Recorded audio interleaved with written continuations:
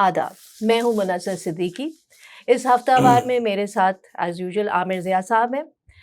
پاکستان کے تمام لوگوں کو جشن آزادی کی بلیٹڈ مبارکباد. ہم ایک دن بعد شو کر رہے ہیں اس لیے کیونکہ بہت زیادہ ایکٹیویٹیز تھیں 14 اگست کے حوالے سے، تو آج ہم نے کہا ذرا سا ہم اس کو سم اپ بھی کریں گے. عامر ضیاء صاحب بہت بہت شکریہ. بھئی آپ کو بھی بہت بہت جشن آزادی مبارک ہو. ہم ایک دن دیر سے منا رہے ہیں، مطلب ہم نے کل بھی منایا اور ہم آج بھی منا رہے ہیں، تو ہم نے 2 دن منایا. اور دوسری بات یہ کہ ہفتہ وار آپ کہتی ہیں اور ہفتے کو کرتی نہیں ہیں، ہر ہفتے ہوتا نہیں ہے، تو لوگوں کو شکایت ہو گئی ہے کہ بھئی منصر صدیقی جو ہے کہاں غائب ہو جاتی ہیں. بس جیسے ملک چل رہا ہے ویسے ہی ہم بھی چل رہے ہیں. اچھا تو بھئی یہ تو خطرناک ہے. آپ کو تو مطلب ملک تو سنا میں نے ہے کہ دن دونی رات چوگنی ترقی کر رہا ہے.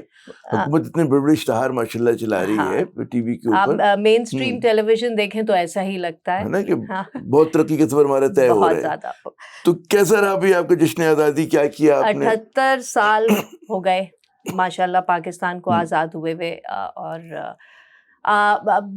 ہم نے تو میں نے کل جب میں نکلی تھی اور میں نے دیکھا تو بلکہ انفیکٹ 13 کی رات سے میں نے تو زیادہ تر فائرنگ ہی دیکھی ہے. ہوائی فائرنگ ہوئی ہے اور جشن آزادی کے دوران لوگ ہلاک ہوئے ہیں، زخمی ہوئے ہیں، اور یہ دیکھا ہم نے.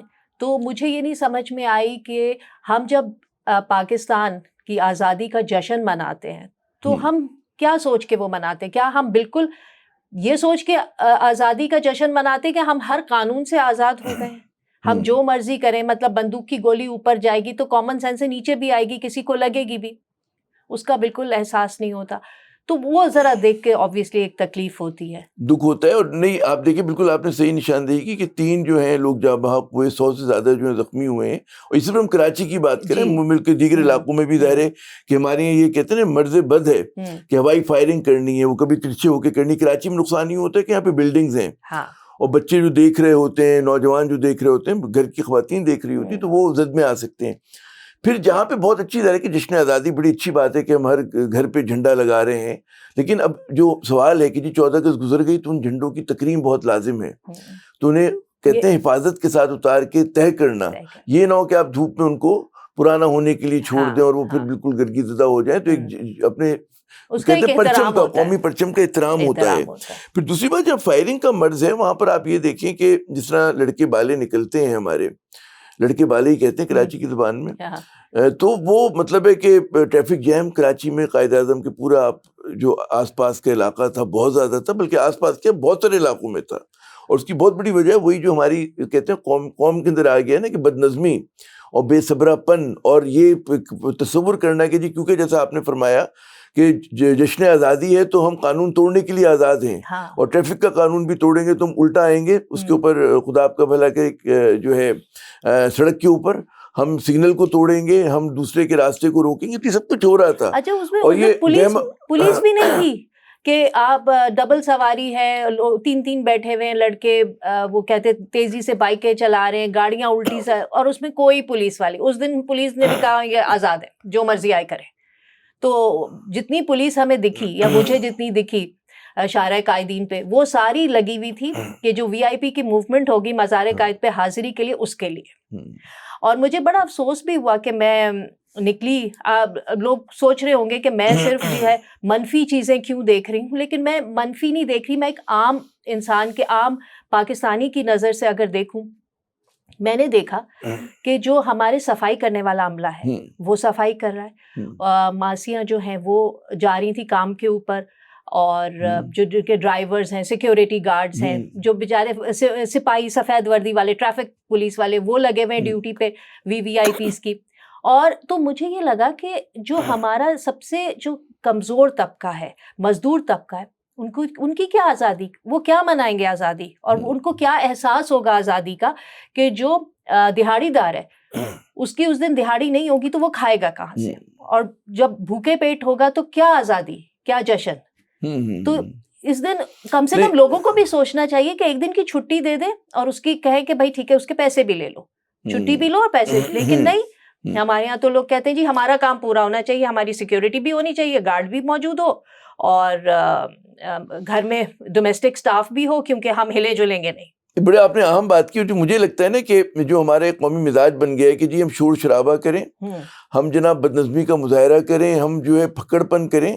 جو ایک ہوتا ہے نا کہ بھئی جشن آزادی کا تصور کیا ہے, کہ ہم جیسے لوگ سمجھتے آئے ہیں, جو سمجھتے ہیں, ہم نے جو پڑھا ہے کہ جی تجدید عہد کا دن ہے.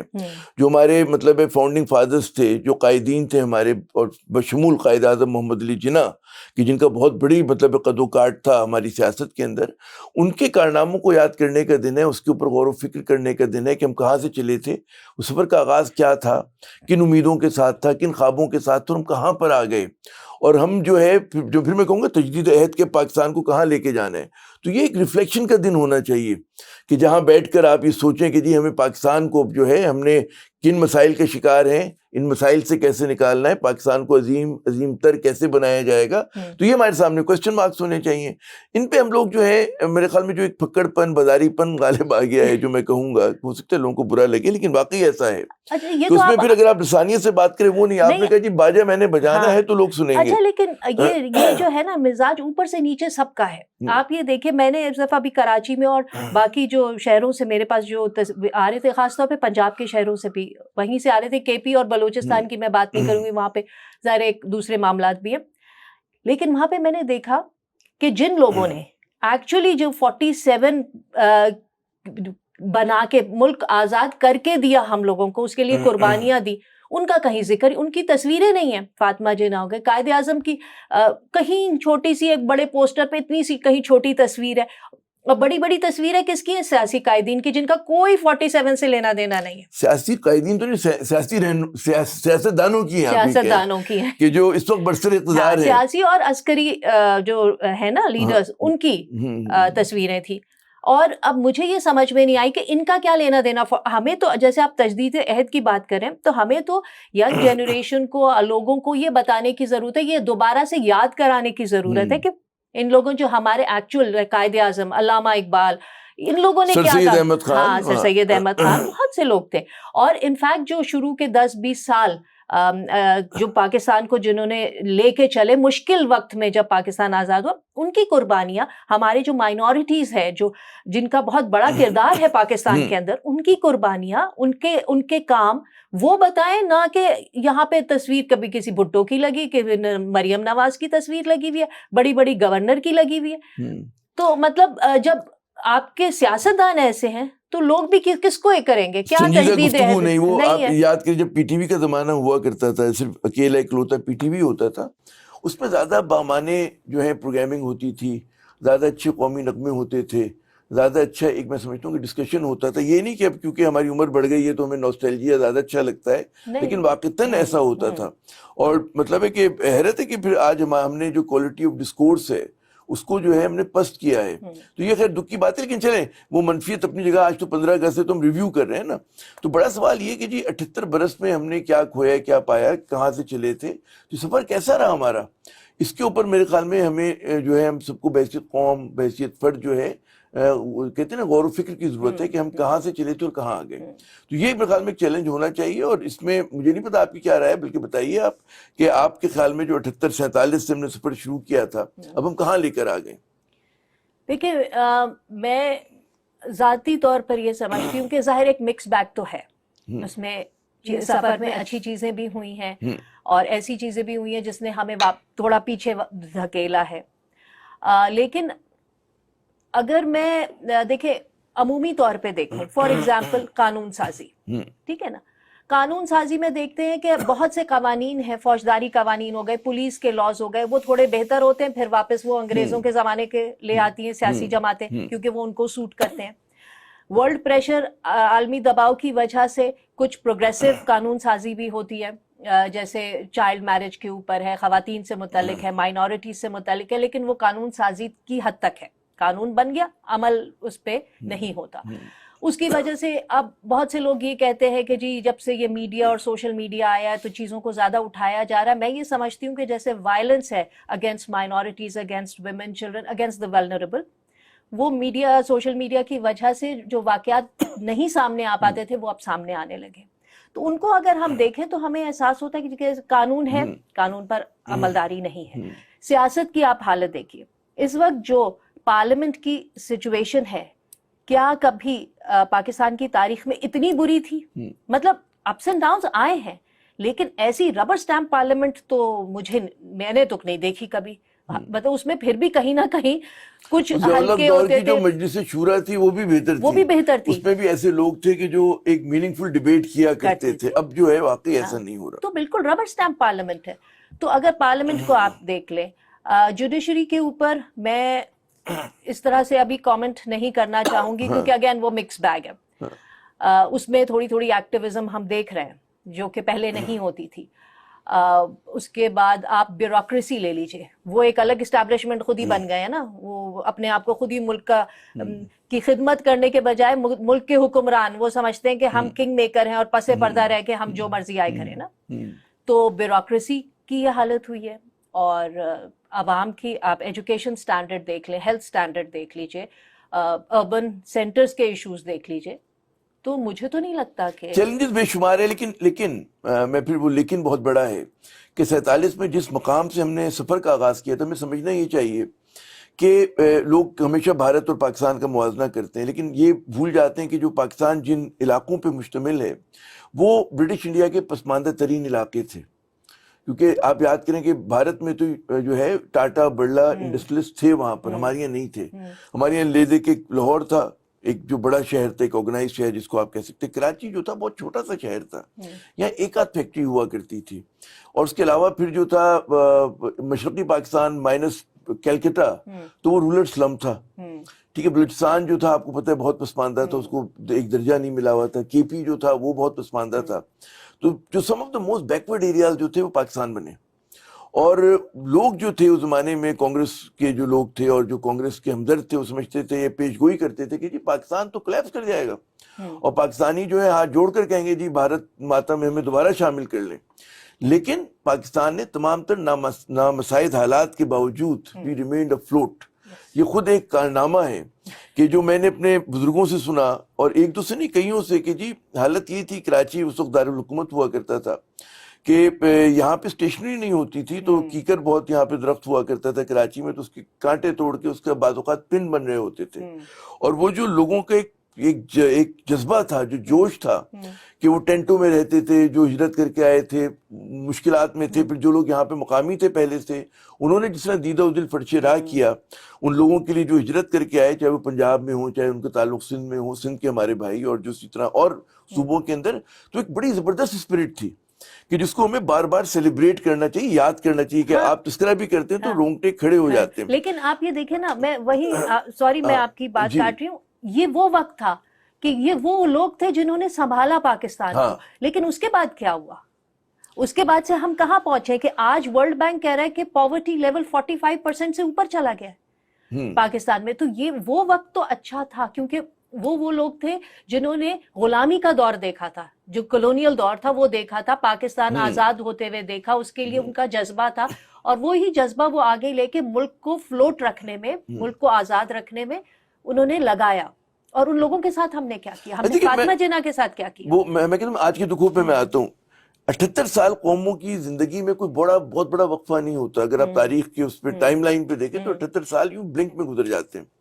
اور جو میں نے کہا جس نامساعد حالات سے, دیکھیں پاکستان, لفظ پاکستان, ہم لوگ جو ہیں ایک کثیر السانی کثیر القومی ریاست ہیں, اور اس میں لوگوں کی وہ کہتے ہیں عصبیتیں تھیں کہ جی زبان کی, اپنے صوبے کی, ٹھیک ہے نا, اپنے اس کی فرقے کی.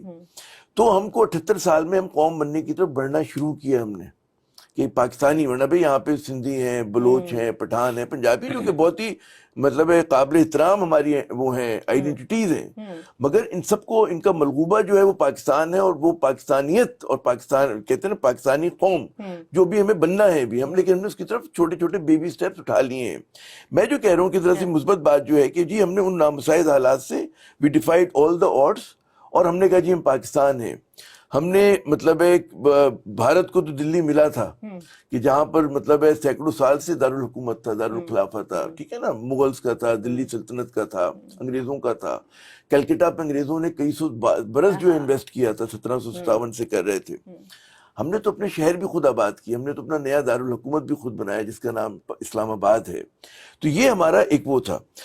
پھر اسی طرح یہ آپ دیکھیں کہ اس زمانے کی شرح خواندگی اور آج کی, ہم لوگ ٹھیک ہے اتنا نہیں کیا. میں ہمیشہ یہ کہتا ہوں کہ ہم لوگوں سے جہاں پہ ہمارا فیلئر ہے کہ جو اس قوم کے پاس پوٹینشیل تھا ہم نے پوری طرح ریئلائز نہیں کیا.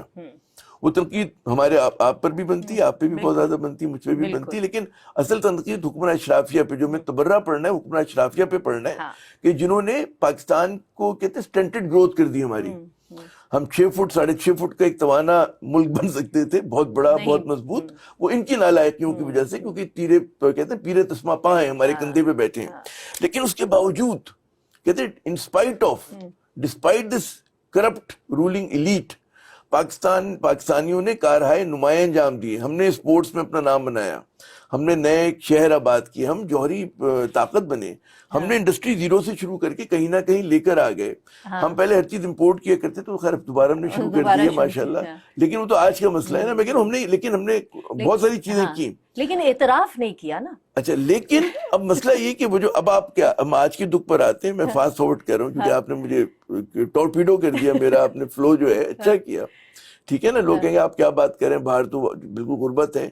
تو پھر میں کہوں گا جو ہماری حکمراں اشرافیہ کی جو حرص و حوث تھا, ان کی جو موقع پرستی تھی, ان کی جو ابن الوقتی تھی, ان کی جو اقربا پروری تھی, جس کی وجہ سے آج ہم اس حال کو پہنچے اور ہم اپنا پورا پوٹینشیل ریلائز نہیں کر سکے. لیکن پاکستان میں اور پاکستانیوں میں وہ پوٹینشیل ہے کہ ہم ایک کم وقت میں لین مین ایفیشینٹ اسٹرانگ ملک بن سکتے ہیں, اور پورا ہمیں پوٹینشیل ہے.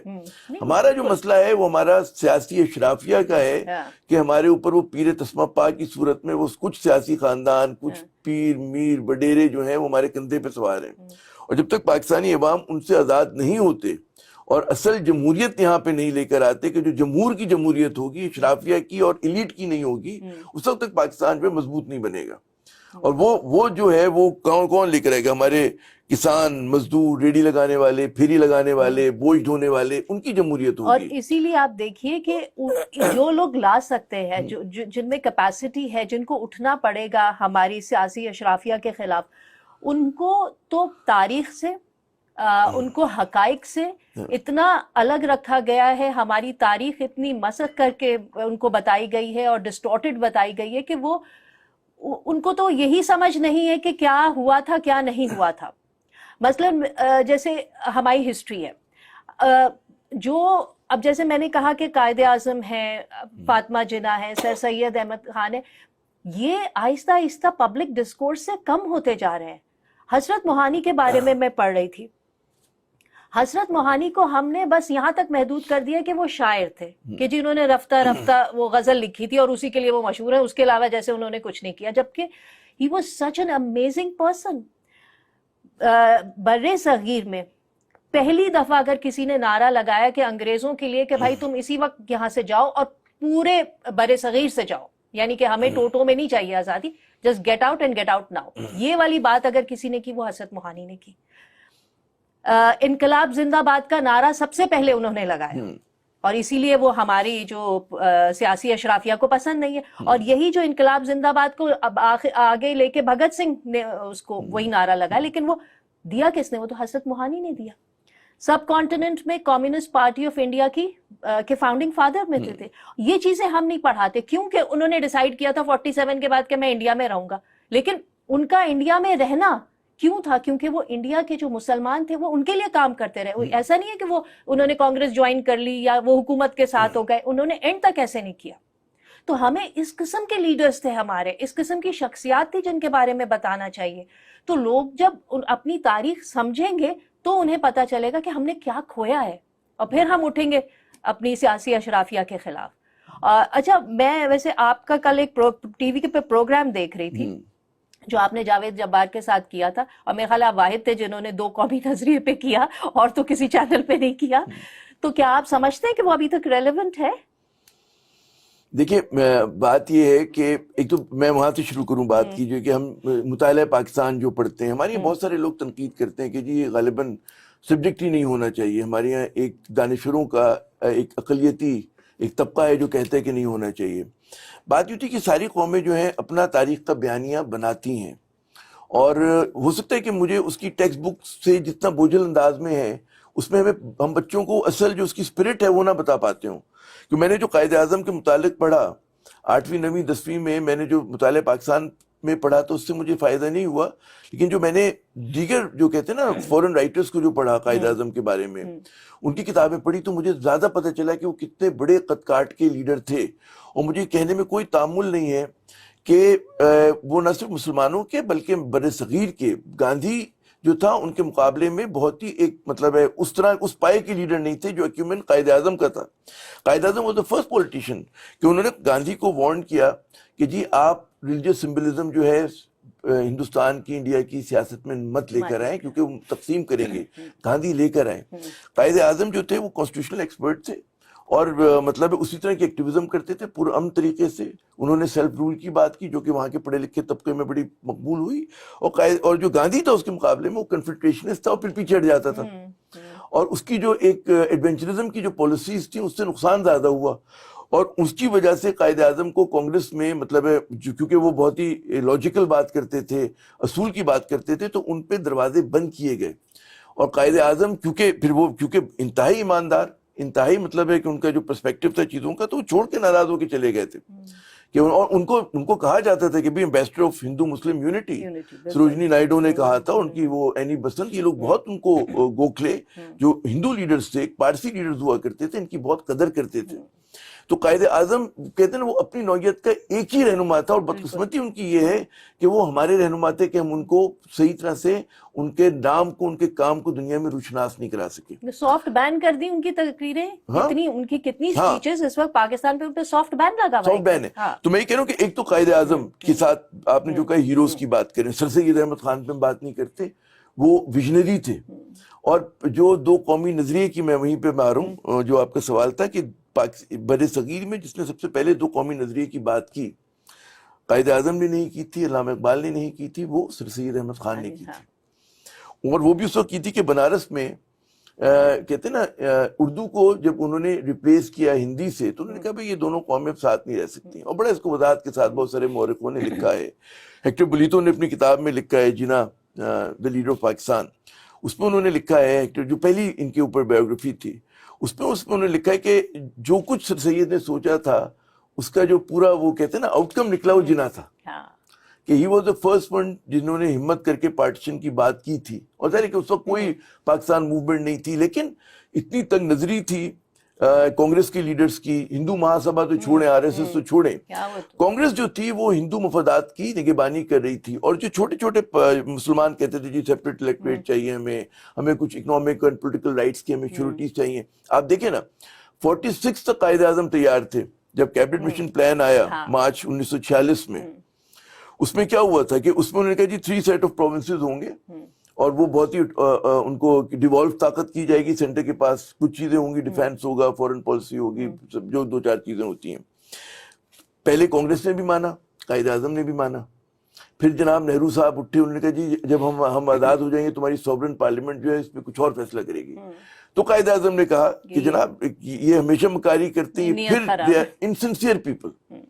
تو انہوں نے پھر کہا کہ جناب پھر انہوں نے ودرا کیا, and then within a year we saw the creation of Pakistan. دو قومی نظریہ جو ہے خدا کے لیے اس کو آپ لوگ یہ نہ سمجھے کوئی ریئیکشنری رجت پرستانہ کوئی نظریہ ہے, ایسا نہیں ہے. ایسا تو بالکل نہیں. وہ کیا تھا کہ کہتے ہیں غلط طریقے سے کہا جاتا تھا انڈین نیشنلزم.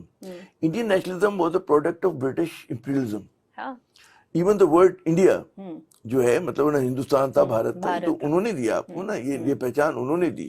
سیاسی جماعت بنانے کے شعور آپ کو انگریزوں نے دیا, جو کانگریس کے لوگ چھلانگے مارتے ہیں. اور وہ کوئی ان کی گاندھی کی وجہ سے نہیں گئے وہ لوگ, وہ تو گئے تھے World War II کے بعد, حالات بدل گئے تھے. اور اس میں قائد اعظم کا کریڈٹ یہ تھا کہ انہوں نے پاکستان لے لیا ہمارے ان سے نا. تو بات یہ کہ جو انڈین نیشنلزم کو انہوں نے بات کی کہ جی یو آر ون نیشن, اور اس میں پھر آپ کوئی ہمارے وہ گارنٹی نہیں کر رہے تھے. تو ہماری جو ویژنری لیڈرشپ تھی, کہ نہیں یہاں پہ جناب مسلمان بھی ایک قوت ہیں, اور ہم we are not a minority. ہم اتنی بڑی تعداد میں ہیں. اس وقت زمانے میں بھارت کا 25 یونائٹیڈ انڈیا کا 25% وہ مسلمس, باقی جو 66% ہندو ہوا کرتے تھے. ہم پھر انہوں نے قائد اعظم نے پورا ایکسپلین کیا کہ ہماری تہذیب, ہماری تاریخ, ہمارا تمدن, ہمارا لٹریچر, ہمارے ہیروز سب آپ سے مختلف ہیں. اور واقعی ایسا ہے. ان کے لیڈر کا شیوا جی ہیں, تمہارا اورنگزیب ہے. آپ کا راجہ داہر ہے, تمہارے محمد بن قاسم ہیں. ٹھیک ہے نا, ہمارے محمود غزنوی ہیں, اور اس پہ بھی ہمارے بعض لوگ اعتراض کرتے ہیں, لیکن میں کہتا وہ ہوں ہسٹوریکل کانٹیکس میں اعتراض کرتے ہیں, راجہ طاہر اور محمد بن قاسم کے معاملے میں. لیکن ہر ریاست کو حق ہے کہ اپنے حساب سے وہ لے کے چلتی ہے نا تاریخ کو, تو ہم نے انٹرپریٹیشن کی, تشریح کی, تو وہ دو قومی نظریہ پرابلم نہیں ہے, اس دو قومی نظریہ اس زمانے میں بھی ریلیونٹ تھا. اس کے بعد پھر لوگوں نے کہا جی مشرقی پاکستان جو ہے الگ ہو گیا, تو دو قومی نظریہ ختم ہو گیا, خلیج بنگال میں بہہ گیا, ڈوب گیا. لیکن کہ کیا بنگلہ دیش کیا بھارت کے ساتھ جا کے شامل ہو گیا تھا؟ کیا وہ مغربی بنگال سے انہوں نے اتحاد کر لیا تھا؟ نہیں کیا نا, انہوں نے اپنی مسلم شناخت رکھی بنگلہ دیش, اور آج آپ دیکھیں کہ اپنے اصل کی طرف لوٹ رہا ہے. تو مجھے وہ اکرام سہگل کا بڑا اچھا جملہ لگتا ہے کہ بھائی ون نیشن ٹو کنٹریز, ٹھیک ہے نا. تو بنگالی جو آج جتنی فوج یونائٹڈ پاکستان کے زمانے میں ہماری مشرقی پاکستان جو بارڈر پہ رکھا کرتا ہے, تو اسے دگنی تگنی بنگلہ دیش کی فوج انڈیا کے خلاف ہے. تعداد بڑھ گئی ہے نا, کئی ڈویژن ہو گئی ہے. تو ایک تو اس زمانے میں ریلیونس تھی, اینڈ دین کمنگ بیک کہ آج بھی اس کی ریلیونس ہے کہ ہمیں اپنے لوگوں کو بتانا ہے کہ جی پاکستان ہم نے کیوں بنایا تھا, ٹھیک ہے نا. اور جب آپ وہاں پہ بھارت میں مسلمانوں کا اشر دیکھتے ہیں, Hindutva with the rise of کہتے ہیں ہندوتوا پالیٹکس, تو آپ کو لگتا ہے کہ بھی کتنا صحیح کیا تھا. وہ تو بالکل ٹھیک کیا تھا کہ آج اگر میرے فریج میں بیف رکھ سکتی ہوں تو یہ میری آزادی ہے. آزادی ہے. آپ کو لو جہاد کے نام پہ قتل کرتے ہیں, آپ کے گھر کے باہر کوئی بلڈوزر نہیں آیا, آپ نے بابری مسجد آپ نے گرائی, مسلمانوں کے گھروں کو ڈیمولش کر رہے ہیں آپ مطلب ہے اورنگزیب کی قبر پہ آپ نے, مقبرے پہ آپ نے حملہ کیا. تو بات یہ کہ جو کچھ لوگوں نے سوچا تھا کہ تنگ نظر متعصب ہندو انتہا پسندی جو کر سکتی وہ ہو رہے ہیں. پھر میں کہوں گا ہندوؤں کے ہم لوگ خلاف نہیں ہیں, ان کے دین کے ان کے مذہب کے ہم لوگ خلاف نہیں ہیں. وہ تو پاکستان میں کبھی بھی نہیں ہوتا, کبھی بھی نہیں. اور وہاں ویسے بھی مطلب ٹھیک ہے نا, ہم کہتے ہیں ان کو پورا رائٹ ہے کہ جی آزادی کے ساتھ جو مرضی کریں, اور جو پاکستان میں ہندو بستے ہیں وہ ہم سے زیادہ پاکستانی ہیں, ہم سب ان کی تحفظ کے لیے ہیں. نہیں, لیکن مجھے اعتراض اس بات پہ ہے کہ جب ہم دو قومی نظریے کو ابھی تک یہ کہتے ہیں کہ یہ ویلڈ ہے, تو جو دو قومی نظریے کو آگے لے کے چل کے اس کی بنیاد پر پاکستان بنانے والے قائدین تھے, ان کو تو ہم عزت دے نہیں سکے, ان کو ہم وہ مقام نہیں دے سکے, تو ان کا وہ نظریہ لے کے پیٹنے کا کیا فائدہ؟ تو میں وہی تو کہہ رہا ہوں کہ بغیر ان لیڈرز کے وہ مینشن کیے بغیر تو ظاہر دو قومی نظریہ نہیں ہوگا نا. جنہوں نے اس کو جنم دیا, جنہوں نے اس کے بارے میں سوچا, ٹھیک ہے نا, جو ان کا خواب تھا جسے لے کر نکل آئے تھے وہ سڑکوں پر, تہی دستو تہی داما برہنا پا برہنا سر, تو یہ وہ لوگ تھے. تو ان لوگوں کو ظاہر ہے کہ آپ بالکل درست کہہ رہی ہیں, وہ شکوہ درست ہے کہ ہم کیا قائد اعظم. آپ مجھے یاد کریں غالباً آپ کے والد کے زمانے میں بھی, ہمارے بھی والد کے زمانے میں اقبال واز ان ووگ. علامہ اقبال کی شاعری سب کو یاد ہوتی تھی, اب کتنوں کو یاد ہے. علامہ اقبال کی فارسی شاعری تو فارسی ہوئی, اردو شاعری بھی فارسی ہو جائے گی ہمارے لیے, کیونکہ ہم اس طرح سے نہیں پڑھ رہے, ٹھیک ہے نا. تو آپ کا یہ شکوہ بالکل درست ہے. تو جب ہم لوگ بیٹھ کے بات کریں, وہ کہتے ہیں نا کہ ہم اپنی جو چھوٹی سی حیثیت کے ساتھ ظاہر ہے کہ ہم وہ والے لوگ ہیں, لیکن ہم جو کر سکتے ہیں ہم کریں گے. پاکستان کے لیے ہمیں کرنا چاہیے, ہمیں ان کی بات کرنی چاہیے. لیکن آپ یہ دیکھیے کہ ابھی جیسے میں کہہ رہی ہوں نا کہ ہم نے وہ ان قائدین کو ہی بھول گئے. اس دفعہ گورنمنٹ, احسن اقبال صاحب, مجھے بڑی حیرت ہوئی اور مجھے افسوس بھی ہوا کہ انہوں نے کہا کہ اس دفعہ 14 اگست کو ہم مارکہ حق کے طور پہ منائیں گے. تو مطلب یہ میرے لیے بہت شاکنگ تھا. مارکہ حق ایک بہت بڑی وکٹری تھی پاکستان کی انڈیا کے خلاف, اور وہ منائی جانی چاہیے. وہ 10 مئی کو جو اس کا دن ہے اس دن منائیں, اس دن چھٹی دیں, سب کریں, لیکن 14 اگست کا تو اس سے کوئی تعلق نہیں ہے. 14 اگست کو تو پاکستان بنا تھا, وہ ایک پورا ایک سفر ہے. تو آپ اس کو لا کے اور کہیں کہ یہ مارکہ حق کے طور پہ ہم منائیں گے, تو یہ میرے لیے بہت ہی ڈس اپوائنٹنگ تھا. نہیں, وہ تو ظاہر ہے کہ ہماری جو موجودہ لیڈرشپ اس کے جو کنفیوژن ہے, اور کیونکہ اس کی وجہ یہ کہ یہ ایک نمائندہ حکومت نہیں ہے, انہیں اس کا احساس ہے. تو یہ اس وقت بچہ جمہورہ بنے ہوئے ہیں. بچہ جمہورہ تو پتہ ہے نا آپ کو کیا ہوتا ہے, کہ بھئی وہ کہتے ہیں نا پہلے کراچی کی سڑکوں پہ ہوا کرتا تھا, اس کو بچے کو کہتے ہیں وہاں بھی جو پوچھے گا بتلائے گا, ٹھیک ہے نا, ٹھیک ہے, وہ کہتے ہیں گھوم جاتا تھا یہ. تو یہ بچہ جمہورہ حکومت ہے, ان کی بات مت کریں. لیکن آپ کی یہ بالکل شکوہ درست ہے کہ پورا ہمارا جو فوکس ہونا چاہیے تھا وہ تحریک آزادی کے ہیروز پہ ہونا چاہیے تھا. اور جو ہماری 10 مئی کی ہماری فتح ہے, جس میں ہم نے بھارت کو کہتے ہیں we gave them a bloody nose, وہ اس کو ایک الگ طریقے سے منائے. دو الگ الگ ہمارے تاریخ کے ایونٹس ان کو اوورلیپ نہیں کرنا چاہیے, کیونکہ دونوں پھر ڈائلیوٹ ہو جاتے ہیں نا. اچھا, ابھی کل 14 اگست کو جو ایوارڈز دیے گئے, انڈیپینڈنس ڈے ایوارڈز دیے گئے نا, اچھا ماشاءاللہ بارش ہوئی, بہت بارش, ایسی ویسی ریوڑیوں کی طرح. اچھا اس میں ڈسٹنکشن کر دوں, اس میں جو ملٹری ایوارڈز دیے گئے وہ جسٹیفائڈ تھے, کیونکہ ظاہر ہے ابھی انڈیا کے ساتھ جو مارکا ہوا اور وہ سب جیتا, تو ان میں جو, اور اس کے ہم نے دیکھا بھی جب سیریمنی ہو رہی تھی, تو جو جیسے ایئر فورس کے جن کو ملا, اس پہ جو لوگوں کی کلیپنگ تھی, لوگوں کا جذبہ تھا, ایون میں سوشل میڈیا پہ دیکھ رہی تھی, وہ جینون تھا. People new that they deserved, ہماری جو آرمڈ فورسز ہیں وہ ڈیزرو کرتی ہیں وہ ایوارڈز. لیکن ساتھ میں انہوں نے جو, مطلب پہلی دفعہ میں نے دیکھا حکومت نے خود اپنے آپ کو ایوارڈ دے دیے, اپنی پوری کابینہ کو دے دیے. اچھا بیوروکریسی کو ایوارڈ, پوری کابینہ کو ایوارڈ. اس کے علاوہ شہباز شریف, وزیر اعظم شہباز شریف کے اسپیچ رائٹر کو, یعنی کہ ایک اسپیچ رائٹر کو ایک فائٹر پائلٹ کے برابر آپ نے لا کے کھڑا کر دیا. عام لوگوں کو تو نہیں پتا کہ تمغوں میں ایوارڈز میں جو فرق ہے ان کے ناموں کا, اس کی کیا, ان کے لیے تو اہمیت, ان کے لیے تو ایوارڈ ہے. تو آپ نے مطلب یہ کیا کہ پوری آپ دیکھیں نا کابینہ کے مطلب ہر دوسرے آدمی کو یا تقریباً سبھی کو دے دیا, اور آئین کے بھی خلاف ہے بائی دا وے. یہ میں نے پڑھی تھی, یہ آرٹیکل 259 ہے کانسٹیٹیوشن کا, اس میں کلیئرلی لکھا ہے کہ آپ کن کن کو دے سکتے ہیں اور کب دے سکتے ہیں, اور پھر کسی کوئی غیر حکومت سے آپ نہیں لے سکتے, یا یہ ایوارڈز کن ایریاز میں. اور اس میں یہ والے تھوڑی ہیں, اس میں نرسنگ ہے, اس میں میرٹ کے اوپر ہے, ایکیڈیمک ایوارڈز ہیں, اسپورٹس کے ہیں, کلیئر لکھا. اس میں یہ کہاں لکھا ہے کہ بیوروکریسی کو آپ ایوارڈ دیں؟ بیوروکریٹس کو بلا کے آپ نے تمغے دے دیے سارے. تو کیبنٹ ممبرز کو دی, سب سے حیرت انگیز بات. تو بیسکلی وہ جیسے وہ مظہر عباس کا میں سن رہی تھی کہ وہ کہہ رہے تھے کہ یہ تو حکومت نے خود اپنے آپ کو تمغے دیے نا. کبھی ایسا ہوا ہے کہ حکومت خود ہی کہہ رہی ہے ہاں جی ہم نے بڑا اچھا کام کیا, ہم خود اپنے آپ کو ایوارڈ دے رہے ہیں اور خود ہی لگا رہے ہیں تمغہ؟ خود ہی تمغے دے کر آپ کے خیال میں یہ عوام میں مقبول ہوں گے؟ کیا یہ ان کے بیانیہ جو ہے وہ جی جائے گا لوگوں میں؟ اور اس کے بعد سے میں دیکھ رہی ہوں سوشل میڈیا پہ تو اتنا بیک لیش ہے, لوگ مذاق اڑا رہے ہیں, اور آئین کو تو یہ لوگ کچھ سمجھتے ہی نہیں ہے نا. خلاف ورزی کرنا تو ان کے لیے کوئی مسئلہ ہی نہیں ہے. جس طرح پورے پنجاب میں وہ نام چینج کر دیے ساری جگہ پہ مریم اور نواز کے, اسی طرح یہ بھی کر رہے ہیں. اور اس کے لیے انہوں نے قانون, اب جب تک یہ آئین کا قانون نہیں بدلتے تب تک تو وہ قانون ہے. تو جو گورنمنٹ نے کیا, جو سویلین اور انفیکٹ جو پولیٹیکل ایوارڈز دیے وہ تو بہت ہی غلط, بہت ہی غلط. سیاست زدہ ایوارڈ بھی مانی ہے, سیاست زدہ ہو گئے. یہ رسم پچھلے 2-3 سال سے آپ نے دیکھو کہ زیادہ ہوا ہے. جب سے شہباز شریف کا دور اول آیا اور شہباز شریف صاحب کا دور دوئم آیا, پہلے بھی ہوتا تھا کہ ٹھیک ہے اگر 10 ایوارڈ دے رہے ہیں تو 2-4 ایسے ہوتے تھے, 2-3 ہوتے تھے کہ وہ متنازع ہوتے تھے.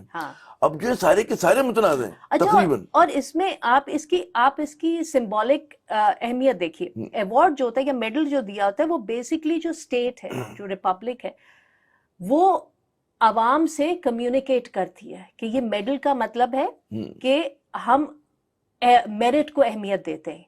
مطلب ہم جس چیز کو ایوارڈ دے رہے ہیں یا جس کو ایوارڈ اور جو میڈل دے رہے ہیں. یہ آپ کو تعجب کیوں ہو رہا ہے مجھے یہ بتائیے؟ نہ یہاں پہ نوکریوں میں میرٹ ہے, نہ یہاں پہ سیاست میں میرٹ ہے, تو ایوارڈ میں کیسے میرٹ ہو سکتا ہے؟ ہاں مطلب لیکن ایوارڈ دے کے پالیٹیشنز اور بیوروکریٹس کو ایوارڈ دے کے حکومت نے, ریاست نے لوگوں کو یہ پیغام دیا ہے کہ آپ اگر اقتدار کے ساتھ ہوں گے, ان کے قدموں میں بیٹھے رہیں گے تو آپ کو ایوارڈ ملے گا. آپ انسانیت کے لیے, آپ عوام کے لیے کام کریں گے تو آپ کو ایوارڈ نہیں ملے گا. اب اگر آپ دیکھیں جو انڈیا کے ساتھ جنگ ہوئی تھی اس میں سویلین کیجولٹیز بھی ہوئی تھی. ہو سکتا ہے ان لوگوں کو دیا ہو, میری نظر سے نہیں گزرا, میں نے جتنی رپورٹس پڑھی وہ خاندان تھے, کسی کو ان کو ایوارڈ دیتے, ان کو تو نہیں دیا. جو مارے گئے ڈائریکٹ انڈین بامبنگ میں, کیا ان کو دیے کسی کو ایوارڈ؟ نہیں دیے. اچھا آپ کے ٹیچرز ہیں, آپ کے ایکیڈیمکس ہیں, آپ کے سائنٹسٹ ہیں جس کو ہم کہتے ہیں کہ بھائی اتنا انہوں نے کام کیا, پاکستان کو یہاں تک پہنچایا, کیونکہ ٹیکنالوجی, ان کو نہیں دی ہے ایوارڈ. کمپنسیشن بھی پتہ نہیں ملا جو لوگ شہید ہوئے تھے اور جو لوگ جو تھے زخمی ہوئے. تو خدا کرے خیر اس بارے میں ہم اسپیکولیٹ نہیں کرتے. ہاں مطلب میں نے دیکھا نہیں, ہو سکتا دیا گیا جیسے میں کہہ رہی ہوں. تو بیسکلی ہم نے معذرت کے ساتھ درباریوں کو ہیرو بنا دیا ہے. تو پھر اب کیا اہمیت رہ گئی؟ تو پوری جو جشن آزادی کا ایک جذبہ تھا, ایک شوق تھا, ہم نے جھنڈے خریدے, گھروں پہ لگائے, اور شام کو یہ تقریب دیکھ کے تو بالکل ہی ہوا نکل گئی وہ بارے میں سے کہ کیا چلو وہ کہتے ہیں جی پیوستہ رہ شجر سے امیدیں باہر رکھ, تو امیدیں باہر ہمیں رکھنی چاہیے کہ انشاءاللہ کبھی ایوارڈز میرٹ پر بھی ہوں گے, کبھی صحیح لوگوں کو نوکری بھی ملے گی, مطلب ہر جگہ سفارش نہیں ہوگی, اقربا پروری نہیں ہوگی, رشوت نہیں ہوگی. تو let's hope for the best, یہی بات کر سکتے. باقی آپ بتائیے اور کیا آپ کے ایجنڈے پر ہے آج؟ بس کچھ نہیں, ایک دو چیزیں میں نے دیکھی تھی. میں رپورٹ دیکھ رہی تھی, پورے ملک میں ہم گلوبل وارمنگ کی زد میں ہیں, بارشیں ہو رہی ہیں, لینڈ سلائڈنگ ہو رہی ہے, اور کافی برے. اور ظاہر ہے آپ کا ہمارا ملک جو ہے وہ اتنا اکوپڈ تو نہیں ہے کہ ہر جگہ جا کے ریسکیو کر سکے. وہ ایک ہماری اتنی ابھی کیپیسٹی نہیں ہے کہ ہم اتنا. اور چلے اس میں کہوں گی کہ لوگوں کو بھی سمجھ میں نہیں آتی. اب دیکھیے کل 14 اگست کو مری میں ہر سال یہ ہوتا ہے کہ سب کو پتا ہے وہاں پہ پارکنگ کی 5000 کی کیپیسٹی ہے. کل 5000 گاڑیوں کو کھڑا کرنے کی کیپیسٹی ہے. کل 53,000 وہیکلز جو ہیں وہ مری پہنچ گئی. تو لوگ کیا سوچ کے نکلتے ہیں؟ بھئی ایک دن گھر پہ نہیں بیٹھ سکتے؟ ٹی وی دیکھیں, آرام سے ملی نغمے گائیں, ایک دوسرے کے ساتھ وقت گزاریں.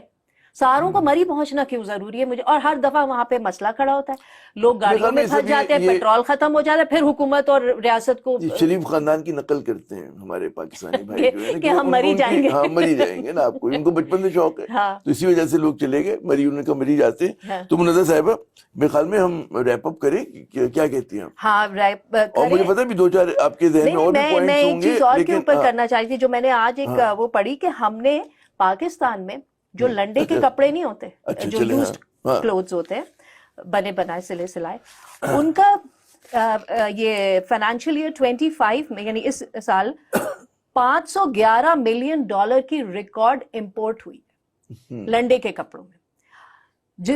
اس کا مطلب یہ ہوا کہ پاکستان میں غربت اتنی ہو گئی ہے کہ لوگ یہاں کے کپڑے نہیں خرید پا رہے, تو وہ لنڈے سے سستے کپڑے خرید رہے. تو جہاں حکومت ایک طرف یہ کہتی ہے کہ جی مہنگائی کم ہو گئی ہے اور یہ ہو گئی ہے, تو حکومت سے التجا ہے کہ پلیز یہ فگرز اور یہ انفلیشن اور یہ کہ فگرز یہ کسی کی سمجھ میں نہیں آتے. عام آدمی کو اس سے فرق بھی نہیں پڑتا جب تک گھر کے بجٹ میں فرق نہیں پڑ رہا.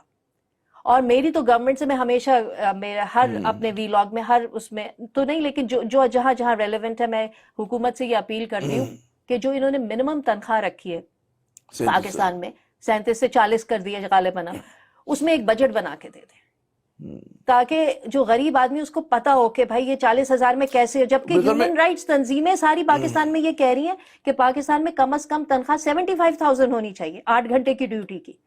تو یہ 40,000 میں ان کو کیا بجٹ بنا کے دے دیں کہ آپ کیسے گزارا کریں گے.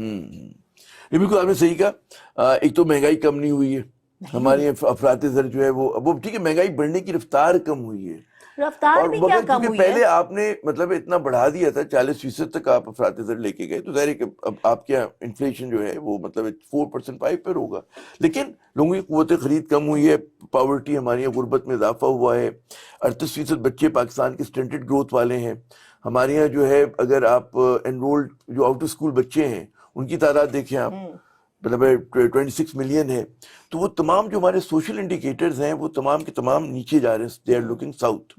ٹھیک ہے, یہ مطلب ہے عجیب. وہ ایک بڑا اچھا ورلڈ بینک کی رپورٹ آئی تھی جس میں کہا تھا کہ جی ہیومن کیپٹل کا کرائسس ہے پاکستان کو, کہ اگر آپ کو ترقی دینی ہے پاکستان میں تو بچے سٹنٹڈ گروتھ جو ہوتا ہے ایریورسبل ہوتا ہے. تو بچہ اگر اس میں ہے تو ہے, وہ اڈلٹس میں بھی آ رہی ہے بائی دی وے. نہیں, اگر بچپن میں ہی ہے, پیدا ہو گئے آپ سٹنٹڈ, تو آپ اس کو ریکور نہیں کر سکتے. آپ پھر ایسے ہی بڑے ہوں گے, آپ 3.5 فٹ کے ہی ہوں گے, آپ کا ذہنی سطح جو آپ کو نقصان ہوئے وہ ویسے ہی رہے گا. نہیں, لیکن وہ ابھی جو وہ میں کہہ رہی تھی کہ خواتین کے اندر, کیونکہ ہمارے یہاں جو ہمارے یہاں تو خواتین کو سیکنڈ درجے کا, دوسرے درجے کے شہری مانا جاتا ہے نا. گھریلو کانٹیکس میں بات کر رہی ہوں کہ کھانا بھی پہلے آدمی کھا رہا ہے تو عورت کو بعد میں, اور اس کی وجہ سے یہ ہو رہا ہے کہ جو خواتین نارمل تھیں بچپن میں اور وہ شادی کے بعد بڑی عمر میں آ کے ان کے اندر سٹنٹڈ گروتھ آ رہی ہے اب, کیونکہ ان کو نہیں مل رہا غذا اور توجہ, اور جو بچوں میں ٹرانسفر ہو رہی ہے بچوں کے اندر. تو مسئلے بہت ہیں. اور آپ جو یہ کہہ رہے ہیں نا کہ مہنگائی کی جو رفتار ہے بڑھنے کی, حکومت کی دعوے میں کہ مہنگائی بڑھنے کی رفتار کم ہوئی ہے, تو حکومت کو یہ بولنے سے پہلے یہ سوچنا چاہیے. لیکن آف کورس ان کو اس سے فرق نہیں پڑتا, تو ان کو شاید اس کا احساس نہیں ہے کہ جب مہنگائی بڑھنے کی رفتار کم ہوتی ہے نا, تو جو غریب آدمی ہے اس کے لیے وقت کی رفتار بھی سلو ہو جاتی ہے. تو وہ ایک دن جو ہے وہ 2 دن کے برابر لگتا ہے. ایکسیسو ٹیکسیشن ہے ہمارے یہاں, جی, مہنگائی ہے, قوت خرید کم ہوئی ہے, تو عام پاکستانی کی حالت جو ہے وہ زیادہ دیگرگوں ہو گئی ہے، اور اس کے لیے وقت کھنچ گیا ہے. وہ بالکل 24 گھنٹے جو گزار لیتا تھا اس کے لیے وہ 24 گھنٹے نہیں گزرتے اس کے لیے. تو یہ ہے جو رفتار کے اوپر جو اس کا جو ہیومن امپیکٹ ہے بہت بڑا ہے. تو میں خیال میں اس کے ساتھ ہی اجازت لیتے ہیں، ہم نے بہت بور کیا لوگوں کو، اپنے سننے والوں کو. نہیں، بہت بہت شکریہ، اور بہت اچھا رہا، آپ اور کا بھی ہمیں بہت کوشش شکریہ. کرنی چاہیے ہر ہفتے یہ ہو. ایک دوسرے کا ہم شکریہ میں ایوارڈ اگر ایک دوسرے کو نہیں دے سکتے تو ایک دوسرے کا شکریہ ادا کر کر سکتے ہیں. بہت شکریہ منازا صاحبہ. آپ کا بھی شکریہ. اجازت دیجیے.